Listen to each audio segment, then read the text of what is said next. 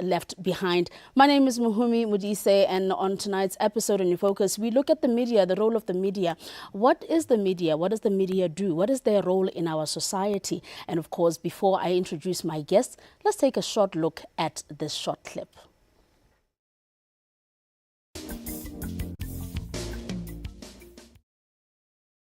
Some of the folks who should be encouraging lively, robust engagements in our society, the media. Sometimes they are finicky. They fear engagement. When the spotlight is shown on them,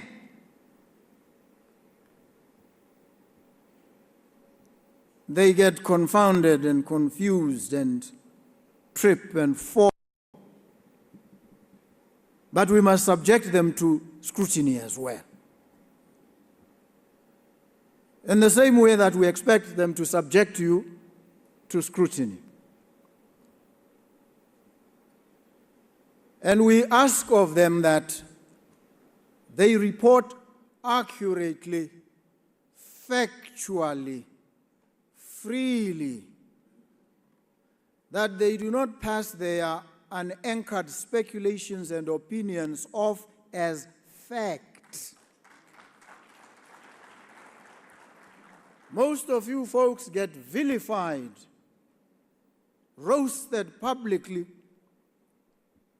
over sentiments and presuppositions that are factually incorrect, allegations divorced from reality,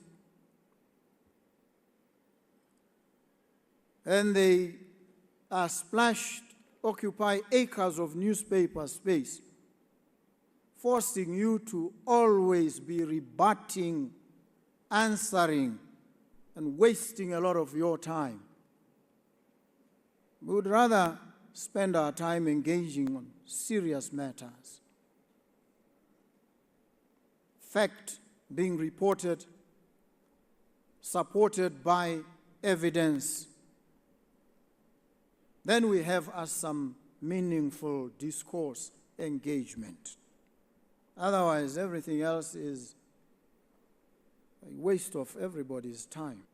I thrive on disagreement. I'm a creature of disagreement. I was trained to disagree. I'm both a rebel and a truth seeker. How can I fear disagreement?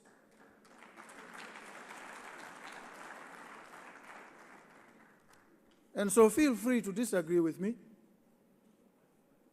I'm not a hothouse plant that wilts when exposed to the sun. No, I don't. I actually thrive when you expose me to the harsh winds of criticism. I love it. That's my training.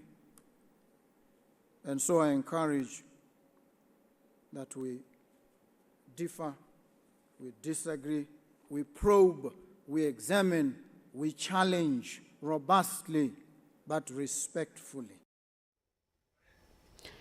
Before I introduce my guests, let me let you know that Tshepiso School is with us in sign. Now, to help us get beneath this and, of course, understand this further, the freedom of media, the responsibility of media, the role of media in our society. Joining us from Editors Forum, I am with board member Jeannie Olesetse. Mogotsi, let me welcome you to In Focus. Thank you very much for having me, and good day to your crowd. Also with us, we are with Thomas Nkhoma from MISA Botswana chapter to help us understand and, of course, get to the bottom of today's conversation. Let me welcome you and thank you for joining us on In Focus. Thank you for having me, and good day to your listener. I have online Dr. Litwiti Tutwane, who will be joining us online to also give us his 2 cents on this conversation. Let me welcome you, Doc. Thank you very much, and good evening to everyone. Now, before we get further into the conversation, we just watched a clip of one of the president speaking about the media, the role of media. And I just want to get your views. Let me start with you, Mayor Olesetse Mogotsi. When you saw that clip, what you heard and what you can take from it?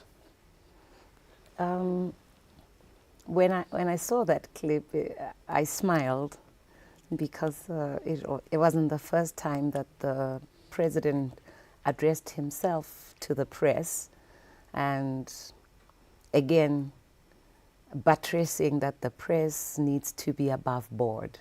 So for me, it was a reminder. I felt perhaps one too many. Yes. And what about you, Nkhoma? Just your views before I do invite Dr. Litwiti to also give us his views. Thank you very much. I think it's a very good critique of the media. We also need to introspect. We also need to look at ourselves in the mirror and say, are we doing the right job, or are there somewhere we are going wrong? And society, we come from society. We are shaped by society as the media. We don't operate in a vacuum. Yes. So whatever society does, it's an indictment on society. If you indict the media, you're also indicting society. So whatever we do as media is something that comes from how we are shaped by society, how society looks at us. So to me, it's a good critique, and we need to look at ourselves and say, where are we going wrong? And then we correct ourselves. Giving it to you, Dr. Tutwane, who is, of course, media studies lecturer at University of Botswana. Your views on just the clip that we just viewed here on In Focus. Yeah, first let me start by making a correction. I'm no longer teaching at the University of Botswana. I am a has-been.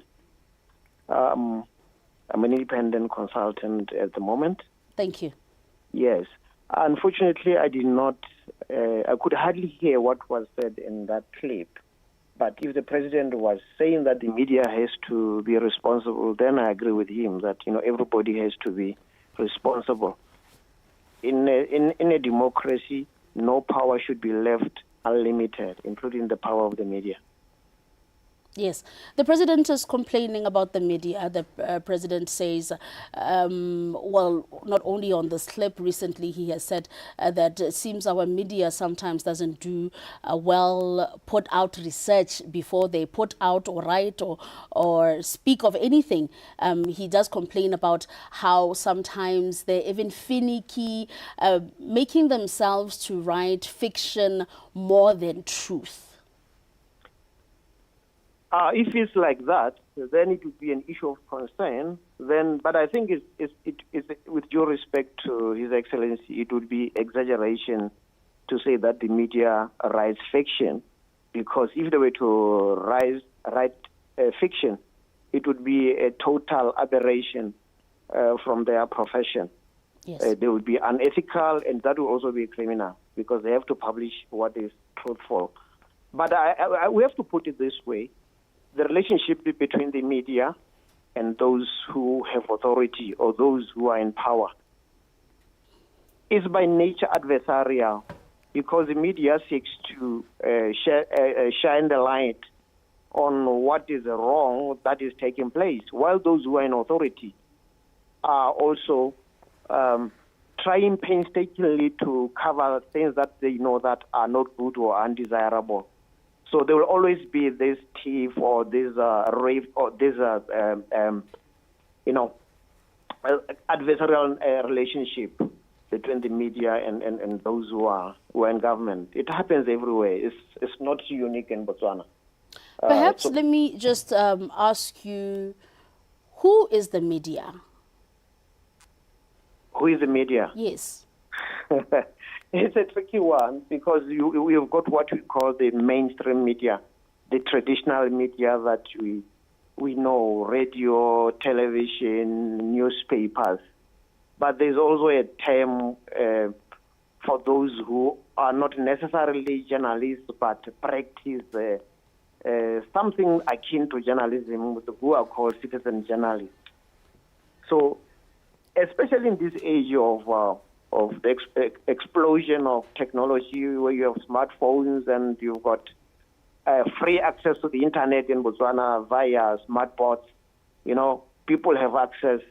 People are able to write whatever they want, and some of the things, or a lot of the things, would be untrue. Maybe those are the ones who can be accused of writing fiction or peddling untruths, because they are not regulated by anyone. But the media have got a regulator, and they've got organizations that also, while supporting them, hold them accountable. Like MISA, you've got the Editors Forum, you've got the Press Council.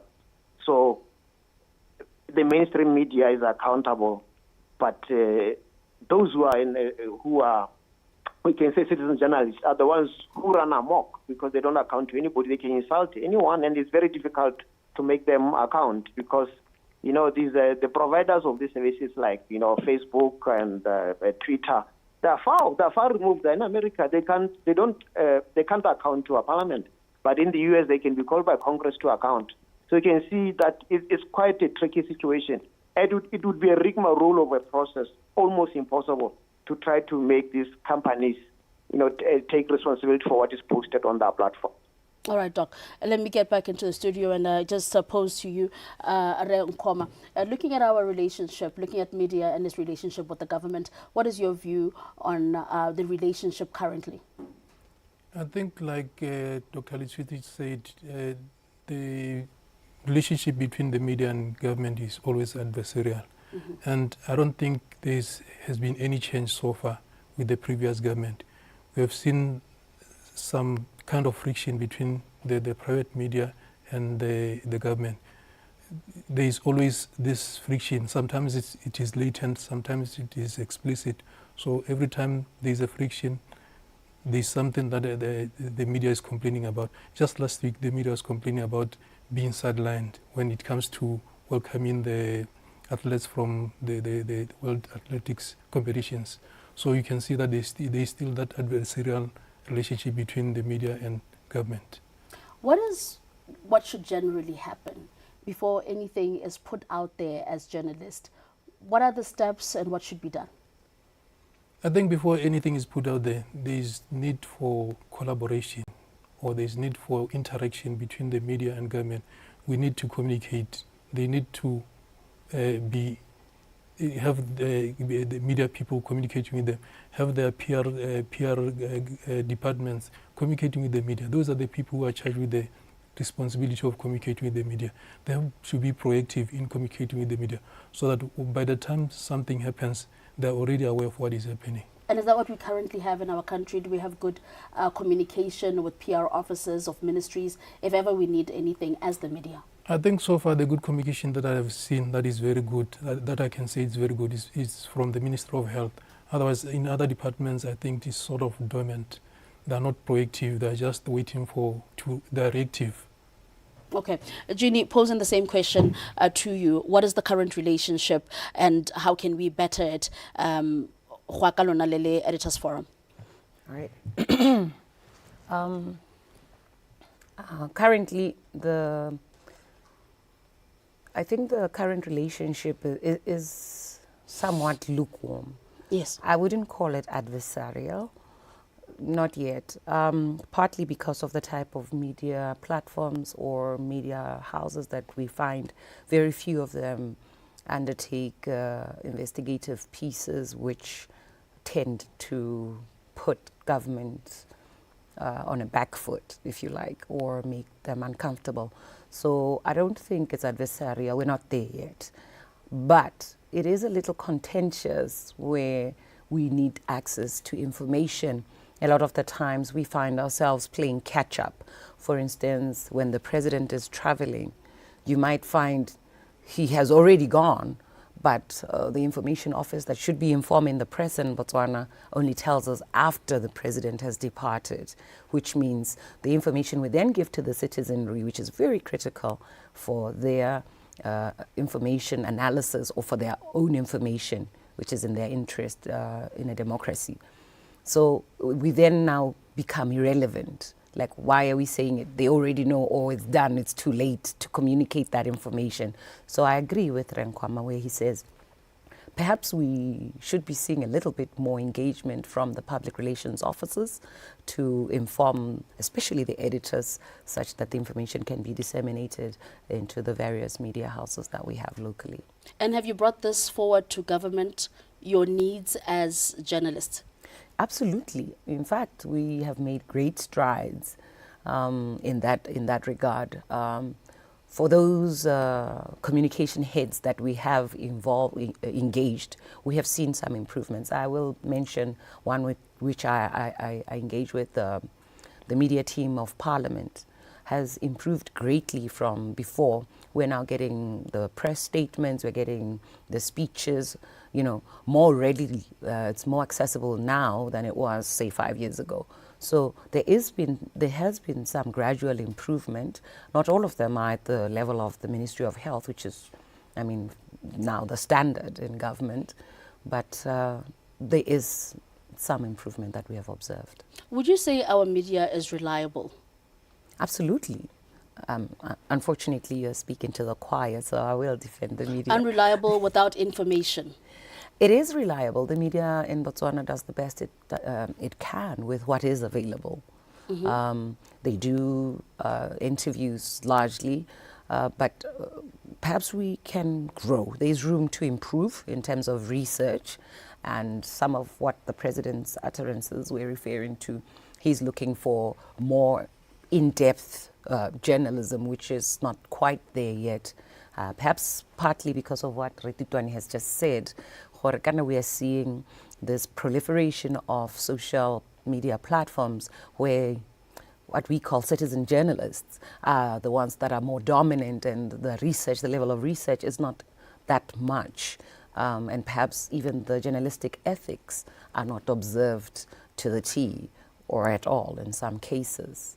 We are open to engagement. We are open to debates. We want you to ask. And when we give you a platform to ask, you don't ask any questions, says the president.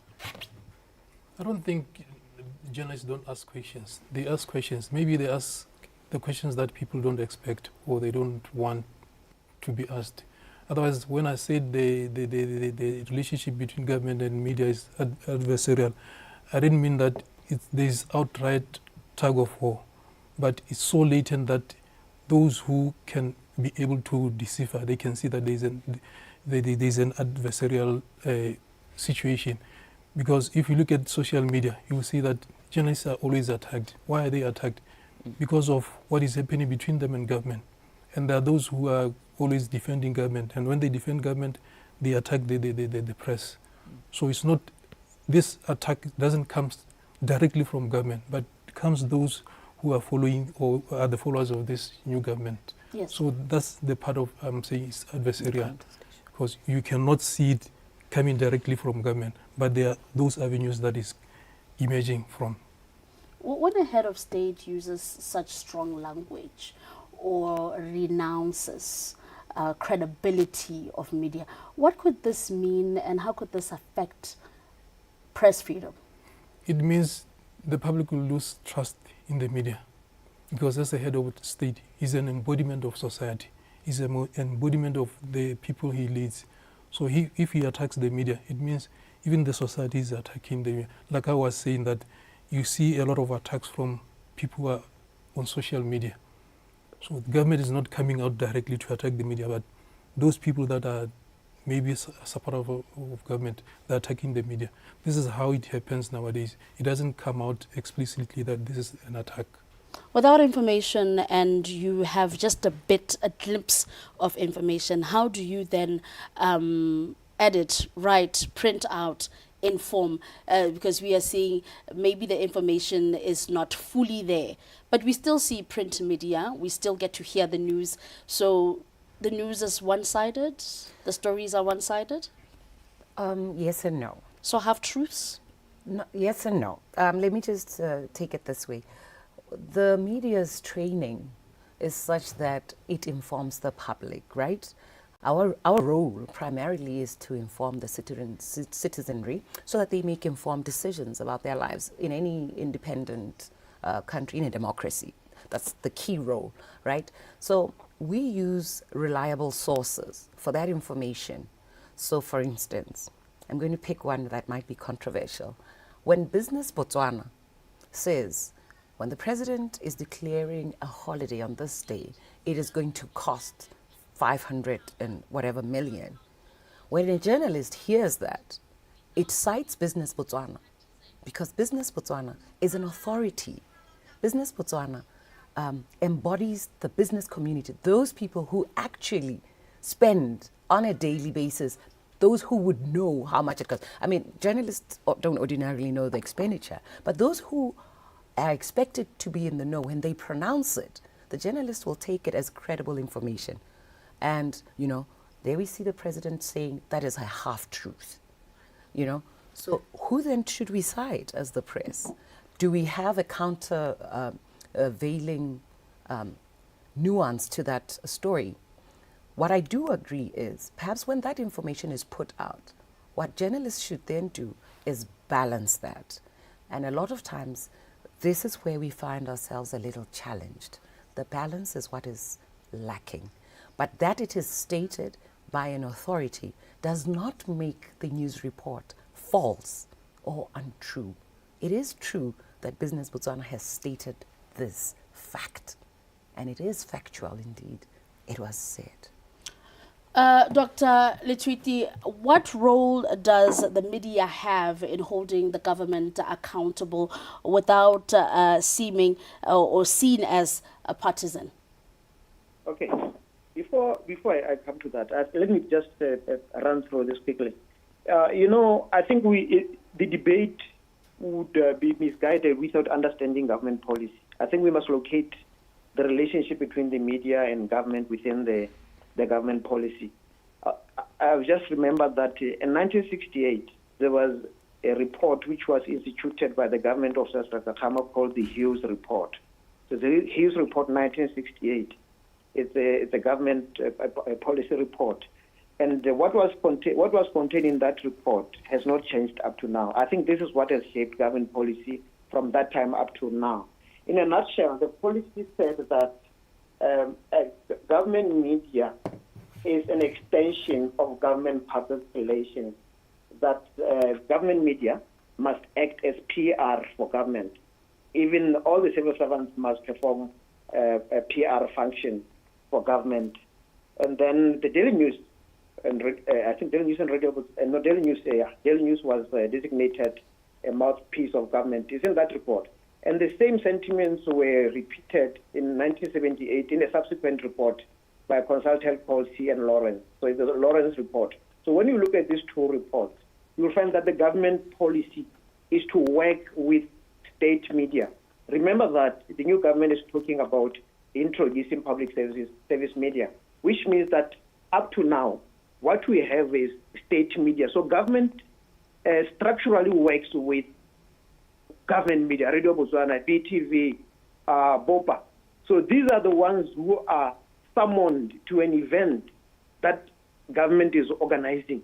So those are the ones that government is used to working with. The others come with an afterthought when you look at government policy. So that is what informs maybe this constant clash between the private media and government. It's like us, them against us, you understand? In terms of this policy, the private media are seen as outsiders who are like enemies of the state, if you like, to use the communist language.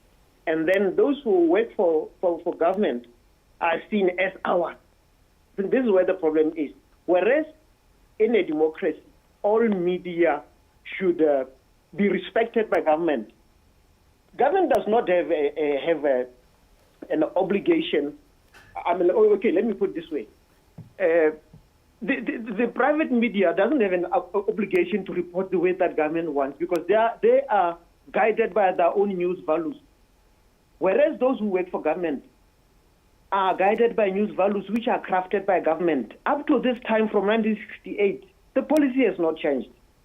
Okay, so can you remind me of the question that you wanted me to answer then, so that I can quickly answer that one?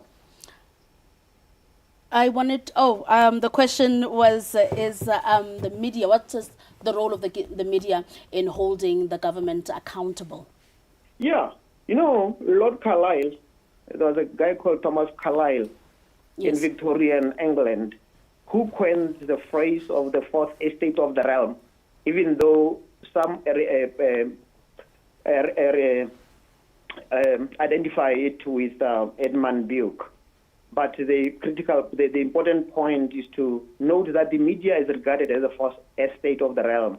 That means that the media is regarded as so important in a democracy that after the judiciary, parliament, and cabinet, the media is seen as the fourth arm. So the media is perched at that level. So the media's role, as we normally say, we teach in journalism schools, is to inform, is also to educate. I will leave out the entertainment point for now because I think what we are talking about today really needs us to look at those two roles, is to educate and to inform. So when they do that, they play what we call a watchdog role. They make government accountable because when governments campaign on a particular manifesto. So the media, on behalf of society, holds government to account for their promises.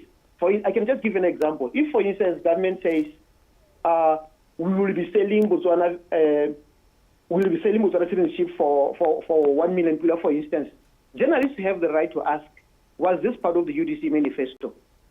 Is this a decision of the president or is it a decision of cabinet? Is it something that should involve parliament or something that should be decided by the president and cabinet there alone? I'm just giving examples of the questions that journalists can ask, which are very important in a democracy. 2024 saw an information bill that is gazetted and still hasn't been signed or put into place. What will the information bill have and how will it assist journalism in our country? Doc? I haven't gone through the information bill to be able to speak about it authoritatively. Okay. Let me give it to you, Jeannie. The information bill, what would it have, what would it look like, and how would it assist journalism in our country?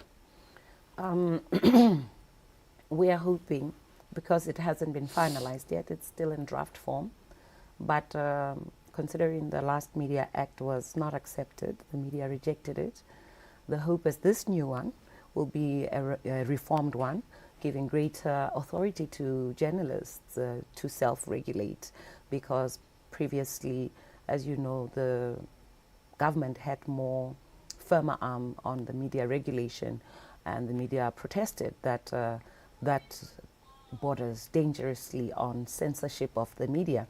And as Dr. Tutwane has just said, one of the most critical roles of the press is to inform the citizenry in a democracy. Somebody once said it's an intricate infrastructure in any functional, independent state. Because if the media, for whatever reason, is compromised or is not independent, then is the information that is reaching the citizenry reliable? Yes. It is very critical that the media is not just independent in words, but seen to be independent by the citizenry. And what we have been seeing lately is the repeated, encouragements of the media to fix something which is seemingly broken, So this has the inadvertent way of undermining the credibility of the press and public trust in the press, to the point that today, when you go online and you post a story, the first thing a comment says is, is this true? So the first thing somebody sees a media report, instead of thinking, oh my God, is this really happening? And they're thinking, so you see, it erodes public trust. And when public trust is eroded, nobody can then hold power to account. Nobody can speak truth to power. And this is the concern that we are having when we see this concerted attacks on the media. Could there be gaps that we could close, state media to work with private media? At times we've heard state media is captured by the state, private media captured by those who want to run the state? Could there be gaps that we could close to work together to ensure that what we put out there for the consumers actually is searched, informative, and accurate? Absolutely. And this new Media Act, we hope will have some of that. For instance, if BTV is turned into a public broadcaster, not just a state broadcaster, where it may be having its own commercial wing, for instance, so that it has similar challenges to private media. And then we have similar regulation, so that it's not regulation for state media and regulation for private press. That might help in that regard. And then also, if we are all looking at the same value work, for instance, if we're all following the basic tenets of media ethics, we will see those things come across regardless of which media platform it is. That is balance, objectivity, truth, you know. If we follow that, then perhaps we might have a mile to run together. How is MISA Botswana working to strengthen the relationship and the ethics of journalism? Because the question would be, if we don't have information, how are we still having the papers running? If we don't have all the information, Editors Forum did say sometimes the information is not there. You also said, as MISA Chapter Botswana, that sometimes it's not really there. Only with the Ministry of Health that you are able to get the information. But we still see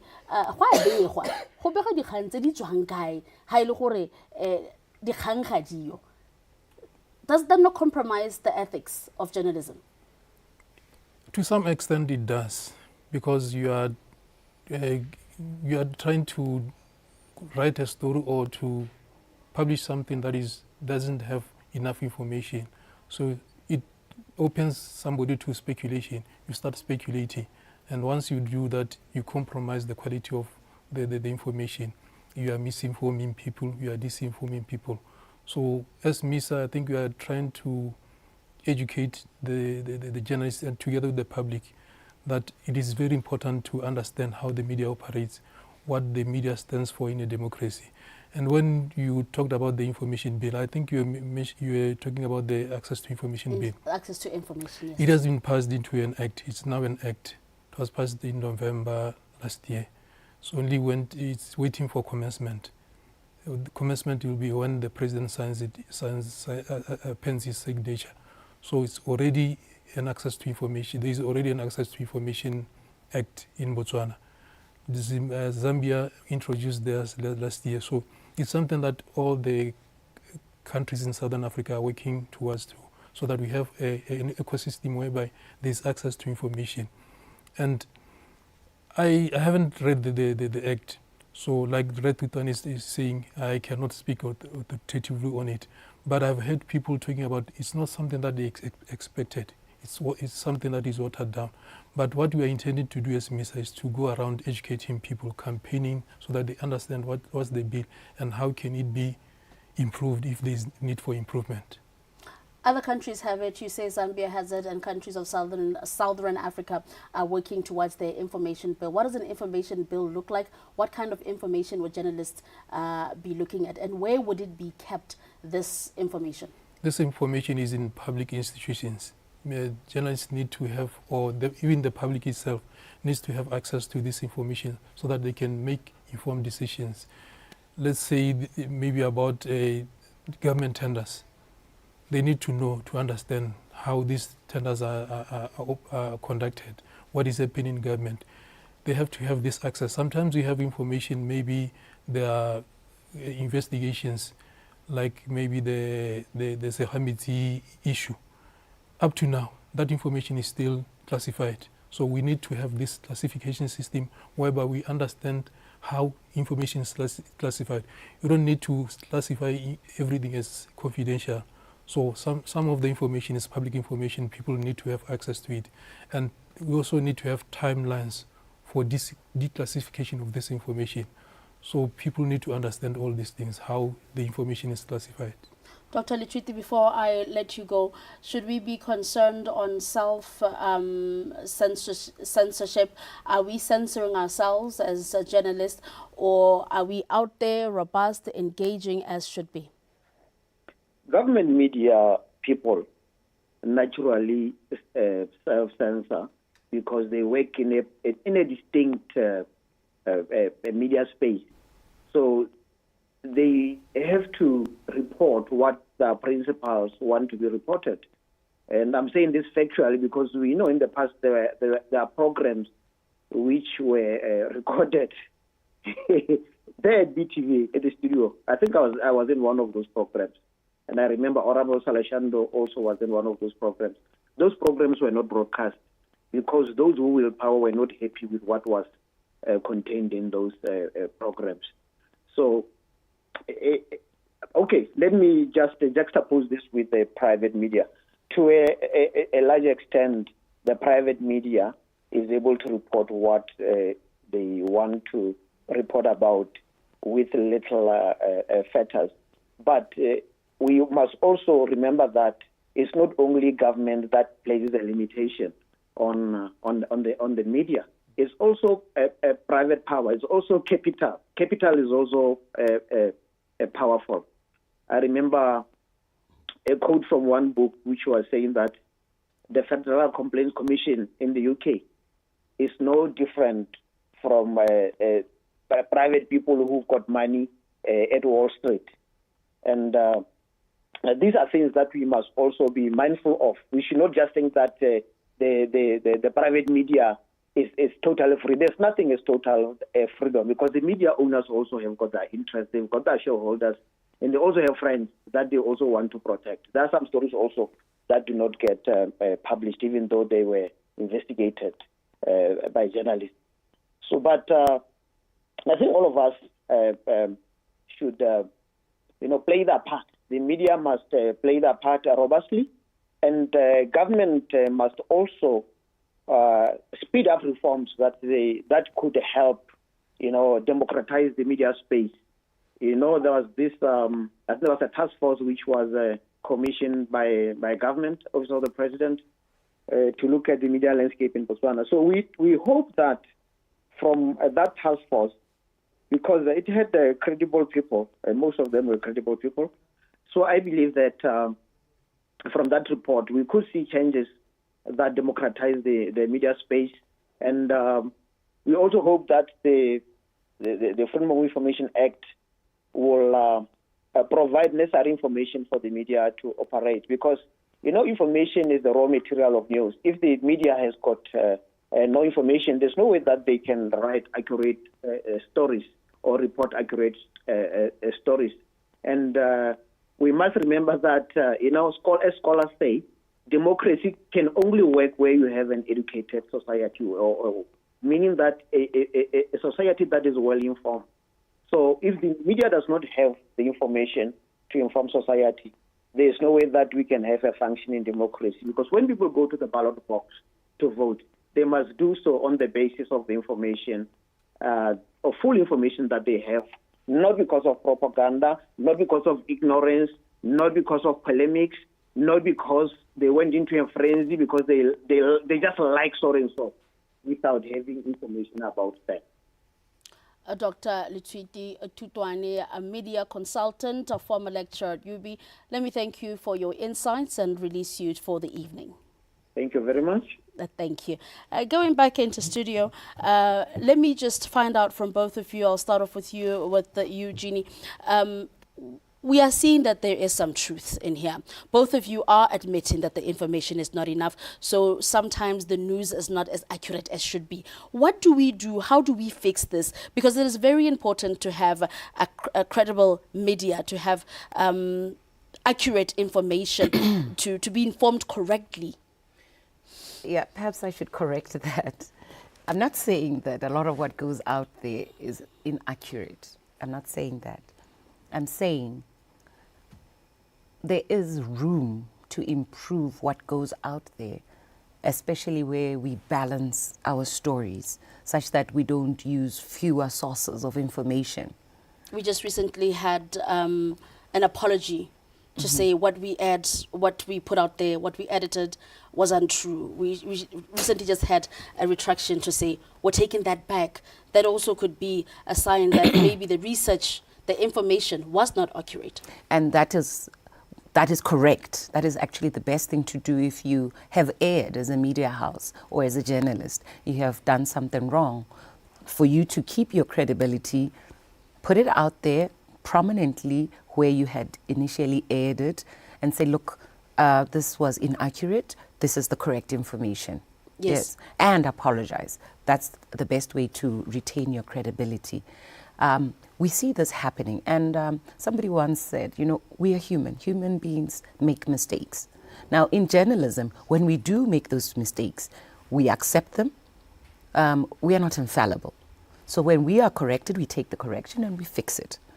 And what I'm saying is, going forward as the media, we should work harder to have perhaps more sources, to create more balance when we make statements.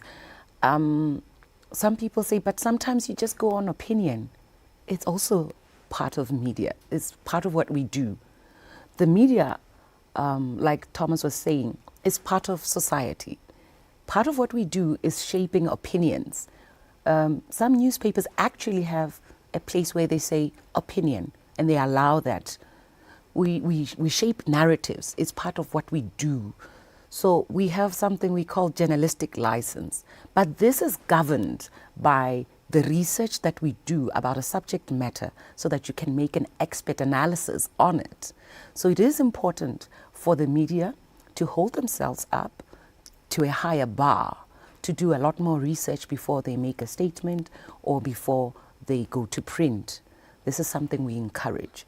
But in the same breath, it would be remiss if we do not say, harping down the same point over and over doesn't make it more audible.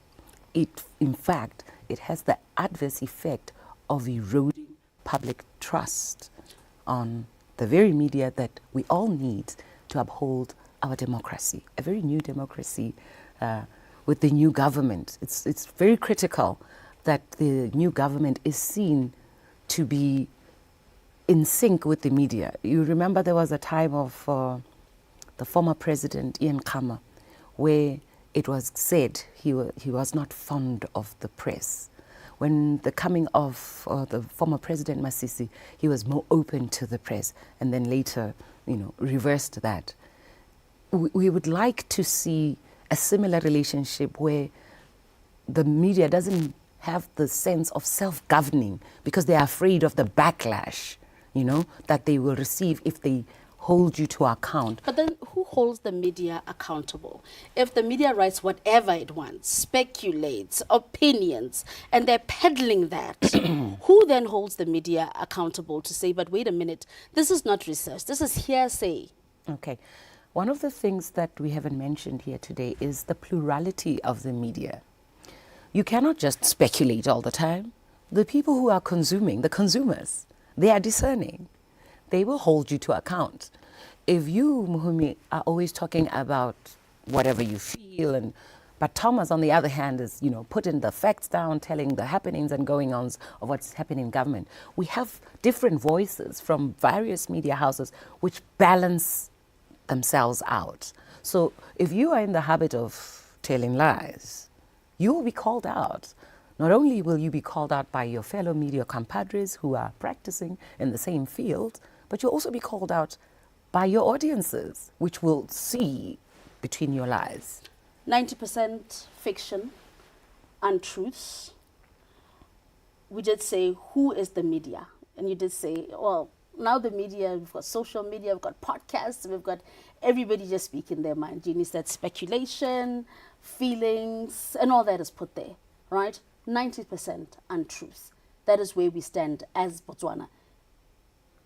And I don't think that is true, that 90% is fake news. Mm-hmm. When Marcus Brutus spoke at Julius Caesar's funeral, he said, the good that men do lives after them, and the bad is oft the bad that men do lives after them, and the good is oft interred with the bones.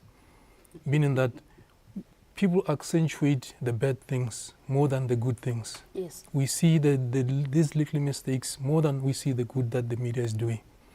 So when the media does, like Jeannie was saying, we are not infallible. We do make mistakes. But the good thing is to accept that I've made a mistake and correct it so that people understand you.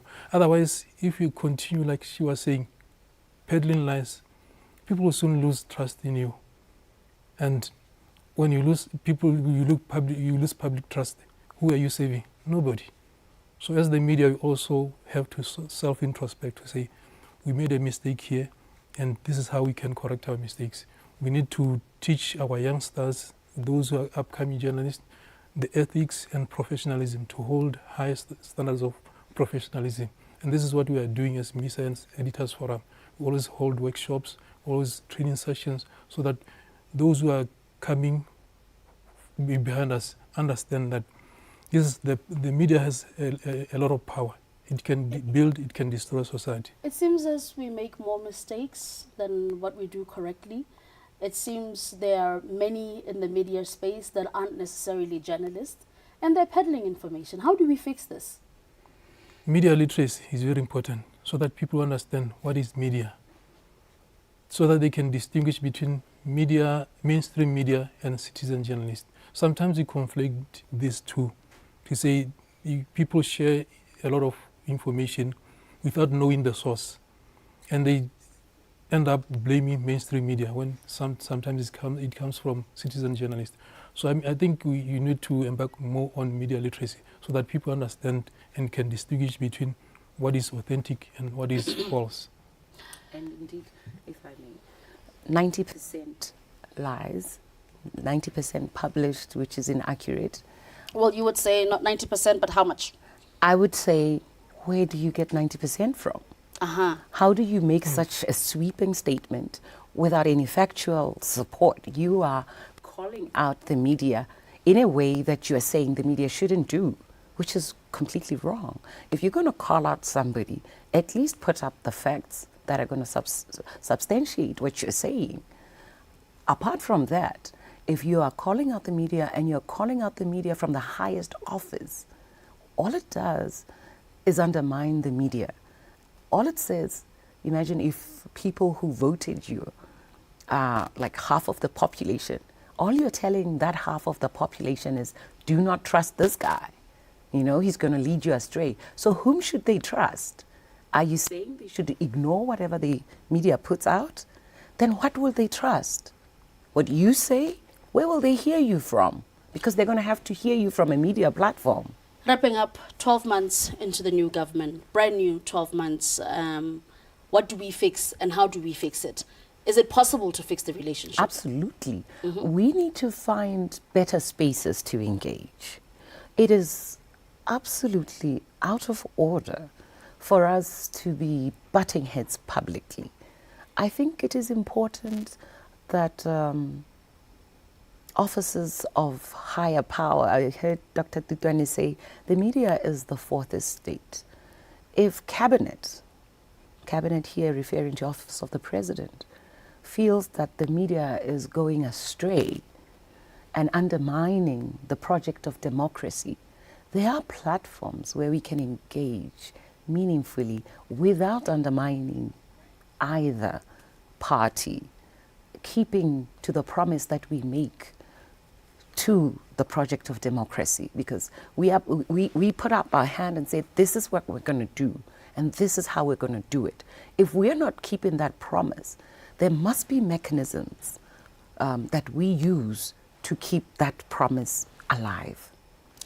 Talking to media, finding out if journalism is something that's still alive, a slow death, is it still very much relevant in our country?